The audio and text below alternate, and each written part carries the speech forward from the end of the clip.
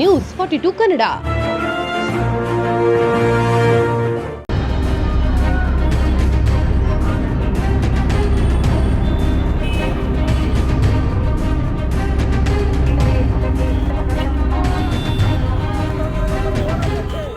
ಏನು ಈ ದಿನ ಅಂತಂದರೆ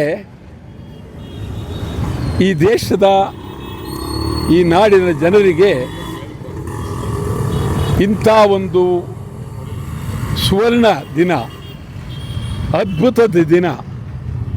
ಇದು ಶತಶತಮಾನಗಳ ಕಾಲ ಉಳಿಯುವಂಥ ದಿನ. ಮಹಾತ್ಮ ಗಾಂಧೀಜಿಯವರು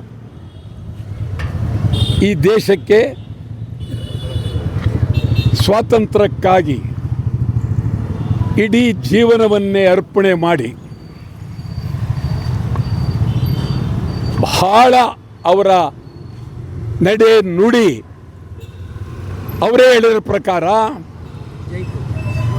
ನನ್ನ ಜೀವನವೇ ಸಂದೇಶ ಅಂದರು. ಎಂಥ ಮಾತು! ಅವರ ಜೀವನವೇ ಸಂದೇಶ. ಮಹಾತ್ಮ ಗಾಂಧೀಜಿಯವರು ಏನು ಅವರ ಆಸ್ತಿ ಅಂತಂದರೆ ಕೈನಲ್ಲಿ ಒಂದು ದೊಣ್ಣೆ, ಒಂದು ಪಂಚೆ ಮೇಲೆತ್ತಿ ಕಟ್ಟಿರ್ತಕ್ಕಂಥದ್ದು, ಒಂದು ಜೊತೆ ಪಾದರಕ್ಷೆ, ಒಂದು ಕನ್ನಡಕ. ಮಹಾತ್ಮ ಗಾಂಧೀಜಿಯವರು ಆರಂಭದಲ್ಲಿ ಅದ್ಭುತವಾಗಿ ಸೂಟು ಟೈ ಕಟ್ತಾ ಇದ್ರು. ಎಲ್ಲ ಮಾಡಿ ಆಫ್ರಿಕಾಕ್ಕೆ ಹೋಗಿ ಅಲ್ಲಿ ಒಂದು ಶೋಷಣೆಗೊಳಗಾದ ಮೇಲೆ ಈ ದೇಶಕ್ಕೆ ಬ್ರಿಟಿಷರಿಂದ, ಆಂಗ್ಲರ ಗುಲಾಮಗಿರಿ ತಪ್ಪಬೇಕು ಅಂತ ಹೇಳಿ ನಿರಂತರವಾಗಿ ಚಳುವಳಿ. ಆದರೆ ಮಹಾತ್ಮ ಗಾಂಧೀಜಿಯವರಿಗೆ ಒಂದು ರೀತಿ ಹಿಂದೆ ಅನೇಕರು ಹೋರಾಟಕ್ಕೆ ನಾಂದಿ ಆಯಿತು. ಬಹಳ ಹಿಂದೆ ಕಿತ್ತೂರು ರಾಣಿ ಚೆನ್ನಮ್ಮ, ಸಂಗೊಳ್ಳಿ ರಾಯಣ್ಣ, ಟಿಪ್ಪು ಸುಲ್ತಾನ್ ಅನೇಕರು ಈ ದೇಶವನ್ನು ಉಳಿಸಬೇಕು ಅಂಥೇಳಿ ಆಂಗ್ಲರ ವಿರುದ್ಧ ಹೋರಾಟ ನಡೀತು. ಸುಮಾರು ಟಿಪ್ಪು ಸುಲ್ತಾನ್ ಈ ದೇಶಕ್ಕಾಗಿ ತನ್ನ 2 ಮಕ್ಕಳನ್ನು ಒತ್ತೆ ಇಟ್ಟದ್ದು. ಬಹಳ ಇತಿಹಾಸವಾದಂಥದ್ದು ದೇಶ. ಮಹಾತ್ಮ ಗಾಂಧೀಜಿಯವರು ಈ ದೇಶಕ್ಕೆ ಸ್ವಾತಂತ್ರ್ಯ ತಂದು 79ನೇ ವರ್ಷ. ನಾವು ಈಗ ಸ್ವಾತಂತ್ರ್ಯವನ್ನು ಉಳಿಸ್ಕೊಳ್ಬೇಕಾಗಿದೆ. ಸ್ವಾತಂತ್ರ್ಯ ಪ್ರಜಾತಂತ್ರ ವ್ಯವಸ್ಥೆನೇ ಸ್ವಾತಂತ್ರ್ಯ. ಪ್ರಜಾತಂತ್ರ ವ್ಯವಸ್ಥೆಯಲ್ಲಿ ಮೊದಲು ನಾವು ಉಳಿಸಬೇಕಾದ್ದು ಪ್ರಜಾಪ್ರತಿನಿಧಿಗಳ ಸಭೆ, ಲೋಕಸಭೆ, ಶಾಸನ ಸಭೆಗಳು. ಇದು ಡಾಕ್ಟರ್ ಬಾಬಾ ಸಾಹೇಬ್ ಅಂಬೇಡ್ಕರ್ ಅವರು ಕೊಟ್ಟಂಥ ಸಂವಿಧಾನಬದ್ಧವಾದಂಥ 2 ಅದ್ಭುತವಾದಂಥ ಸಭೆಗಳು ನಮಗೆ. ಈ ಸಭೆಗಳನ್ನು ಅಪವಿತ್ರಗೊಳಿಸಬಾರ್ದು.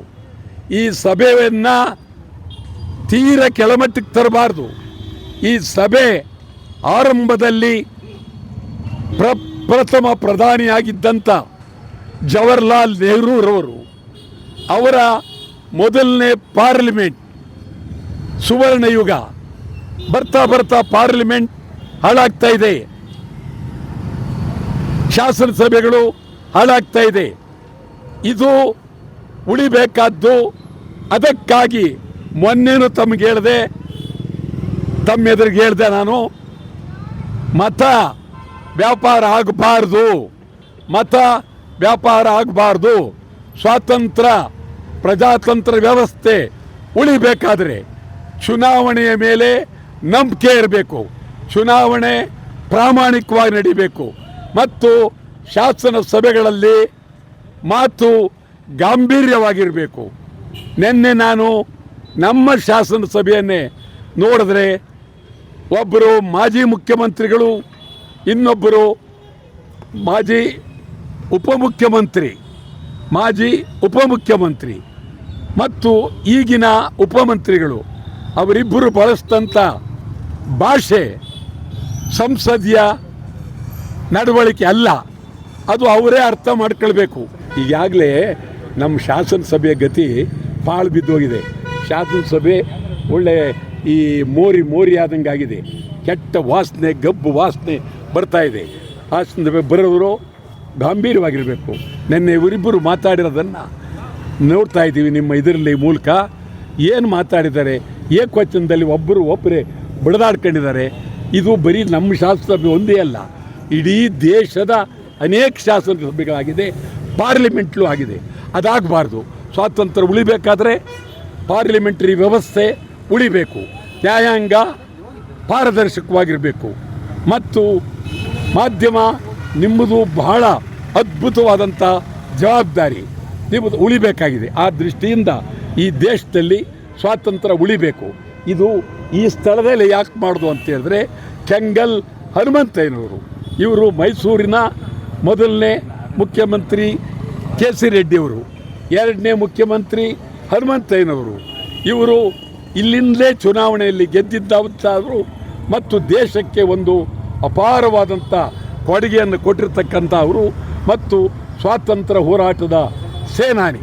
ಆ ದೃಷ್ಟಿಯಿಂದ ಸ್ವಾತಂತ್ರ್ಯ ಉಳಿಸೋದಕ್ಕೆ ಭ್ರಷ್ಟರು ಹೋಗಬೇಕು, ಭ್ರಷ್ಟತನ ಹೋಗಬೇಕು, ಮತ್ತು ಗುಲಾಮಗಿರಿ ಯಾರ್ದು ಲೂಟಿಕೋರರು ಭ್ರಷ್ಟರ ಗುಲಾಮಗಿರಿ ಇರಬಾರ್ದು.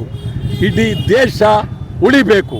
ಅದಕ್ಕಾಗಿ ಇವತ್ತು ನಾವು ಚುನಾವಣಾ ವ್ಯವಸ್ಥೆ ಸಮಗ್ರವಾಗಿ ಬದಲಾವಣೆ ಆದರೆ ಸ್ವಾತಂತ್ರ್ಯಕ್ಕೆ ಬೆಲೆ ಉಳಿತದೆ, ಪ್ರಜಾಪ್ರಭುತ್ವ ಉಳಿತದೆ ಅಂತ ಹೇಳಿ ಇವತ್ತು ನಾವು ನಮ್ಮ ಪಕ್ಷ ಬೆಳ್ಳಿ ರಥದಲ್ಲಿ ಮಹಾತ್ಮ ಗಾಂಧೀಜಿಯವರ ಚಿತ್ರವನ್ನು ಮೆರವಣಿಗೆ ಮಾಡೋ ಮೂಲಕ ಇಡೀ ದೇಶಕ್ಕೆ ನಾಡಿಗೆ ಶುಭವಾಗಲಿ ಅಂತೇಳಿ ಹಾರೈಸ್ತೀವಿ.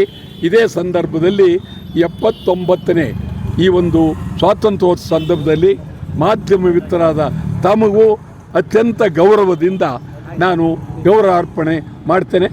ಸ್ಫೂರ್ತಿ ತಂದಂಥದ್ದು ಉಪ್ಪಿನ ಸತ್ಯಾಗ್ರಹ.